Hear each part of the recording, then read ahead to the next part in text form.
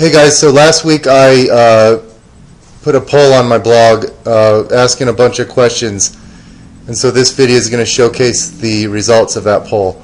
So first of all, thank you very much for everyone who took the survey. I learned a lot, and this stuff is great for me to learn because had I not asked these questions, I wouldn't have known the answer. So as you can see, I have the results up here on the blog. So here is the first question: what is your gender? So 952 plus 791. This is so like around 1,750 people took this poll. It really sucks because last poll I did the week before, I had like over 3,100 responders, but the data didn't work, so I had to redo the poll, and I got probably around 60% of as many people answered this one. But oh well, this is still a lot of people. So thanks to everyone who answered. As you can see, it looks like I have more male readers than female. Around 55% of my readers are male and 45% are female.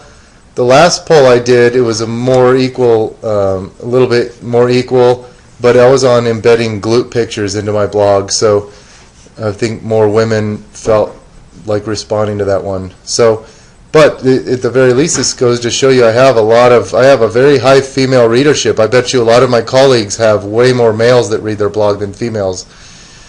Okay, next question is, what is your background?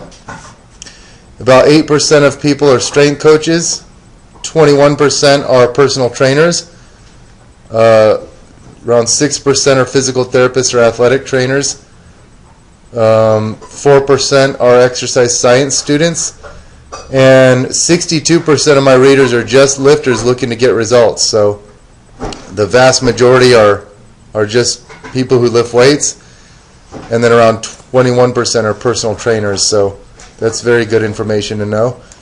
Okay, the next question: what is your primary training goal? And this is what I thought it would be. 41% of readers are reading my blog with the goal of learning information to help them improve their physique. So the vast majority of people are just trying to improve their physique. 27%, their number one training goal is strength. 19% is their health, and then 14% is improved sports performance. So this is good to know, and that's the order that I thought it would be in. So most people just want their physique to look better, followed by strength, health, and then sports performance. Next question: how many years have you been lifting weights? This was very surprising to me because the lowest category was less than 1 year. 11% of people have been lifting for less than a year, 22% from 1 to 3 years, 17% for 3 to 5 years, 18% from 5 to 10 years, and 33% of my readers have been lifting weights for 10 or more years. So that's crazy.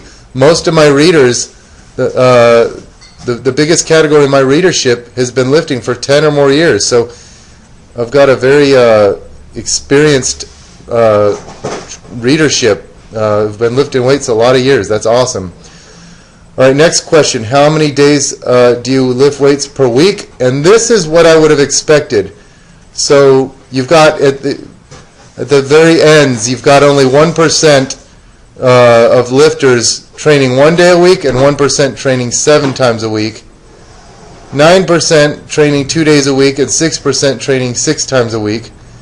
And then the majority is in the middle. So you've got 15% training 5 times a week, 35% training 3 days a week, and 33% training 4 times a week. So most of the people fall in the middle here.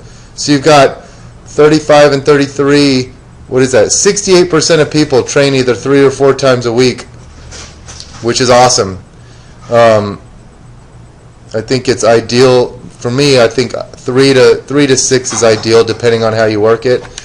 But that's great to see that most people are training, 3 or more days a week. That's great. Okay, what type of training split do you usually stick to? the last when I did the last poll that I did, it was, I thought that it said that most people were doing a body part split, which confused me. I wouldn't have thought that. So the last poll, the pie charts were all screwy, so they weren't accurate, which is good to see. I wanted to redo it and get actual data and actual numbers, so this was cool. Only 18% do body part splits. 44% do full body routines. 29% do lower upper splits, and 9% do push-pull. So the bulk of my readership does full body training, followed by lower upper splits, followed by body part splits, followed by push-pull. And that's what I would have expected. All right, what is your favorite exercise? I thought it was going to be the squat. It was not the squat. It was actually the deadlift. 31% of people like the deadlift.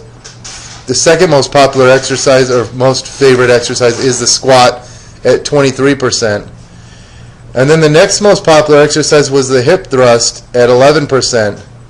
And then all these other lifts were like, a couple in here got 5%. The chin up was 5% chose the chin up, 5% chose the kettlebell swing, and everything else was between 1 and 3%. So that's very cool. So my lifters are very lower body dominant, which is great. So again, deadlifts got number 1, squats number 2, hip thrust number 3 for the favorite exercise. All right, next question. Which exercise do you feel is the most dangerous for you? So this one was very telling. The deadlift, most dangerous. It's the most favorite exercise and also the most dangerous exercise. 30% of people chose the deadlift, 22% chose the squat, 13% chose the bench press, 13% chose the military press, only 5% chose the bent over row, 16% chose the good morning, and only 1% chose the hip thrust. So it looks like the hip thrust is the safest out of these exercises, with the deadlift being the most dangerous. All right, what is your favorite glute exercise? 40% chose the hip thrust, 19% chose the barbell glute bridge, and 3% chose the single leg hip thrust. So it's kind of interesting here. Between hip thrust and bridge variations, this adds up to 62% of people chose a hip thrust variation. Pretty interesting there. Next in line went the Bulgarian split squat with 8%. Then it went the deadlift with 7%. Then it went the squat was 8%, deadlift was 7%, and then Bulgarian split squat was 6%, followed by the others here. It looks like kettlebell swing went next, and then single leg RDL, and then lunge, and then back extension, and then sled push, and then pistol. So this is great information. So 699 people voted for the hip thrust.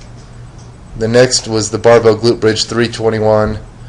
After that was the squat with 144 votes, then the deadlift with 129 votes, then 103 votes for the Bulgarian split squat. Okay, which glute exercise do you feel produces the most tension and highest activation in your glutes?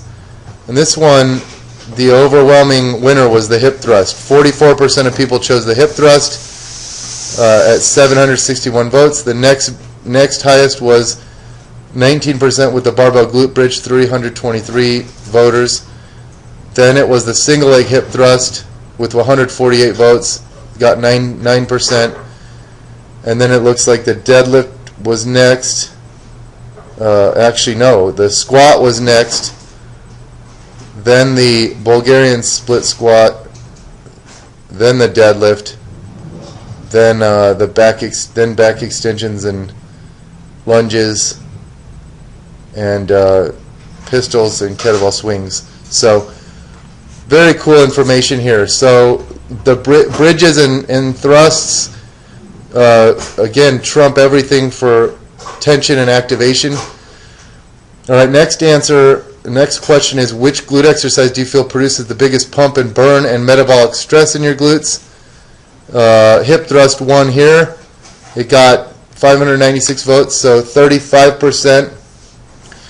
Glute bridge was next with 303 votes at 18%.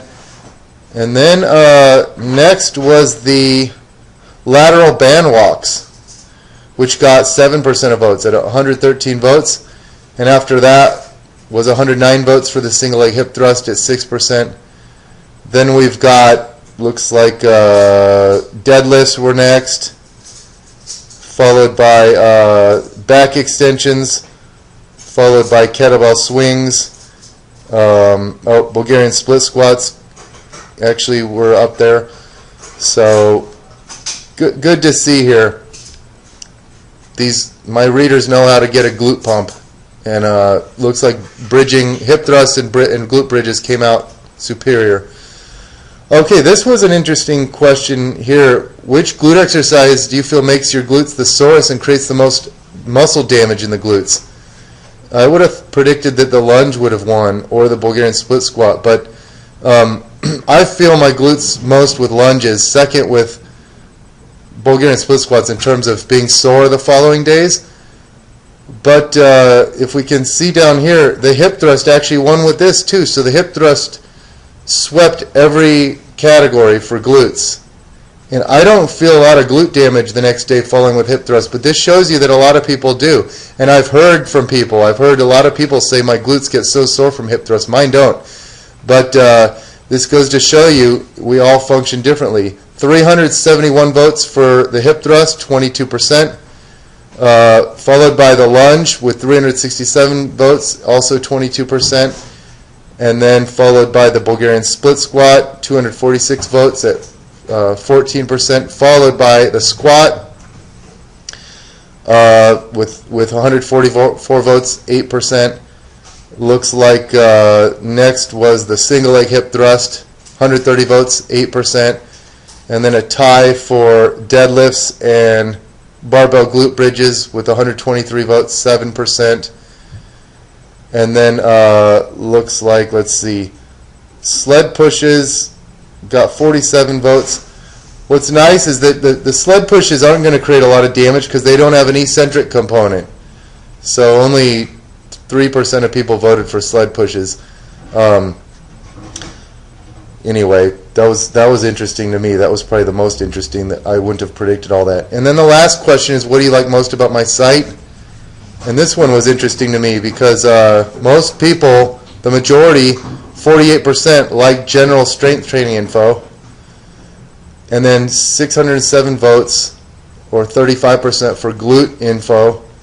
And then the least, 303 votes, or 17%, for technical sports science info. So to recap, looks like my readers are most interested in general strength training with secondary preference, glute information, and then technical sports science. The hip thrust followed by the lunge was the most damaging exercise for the glutes. The biggest burn was the hip thrust followed by the glute bridge. Most tension activation, hip thrust followed by glute bridge. Favorite glute exercise, hip thrust followed by glute bridge. Most dangerous was the deadlift followed by the squat. Favorite exercise was the deadlift followed by the squat. What type of training split? Full body. One beat out all the other splits. Most people lift 3 or 4 days a week. My readership has most of my readership is in the 10 or more year category, which is crazy. The majority of people, well, not the majority, but the category that beat out all the others for primary training goal was physique and aesthetics. Most people who read my blog are just lifters looking to get results, followed by personal trainers. And I've got a little bit more males reading my site than females. Okay, that wraps it up. Thank you very much for watching, and thank you very much for taking the poll.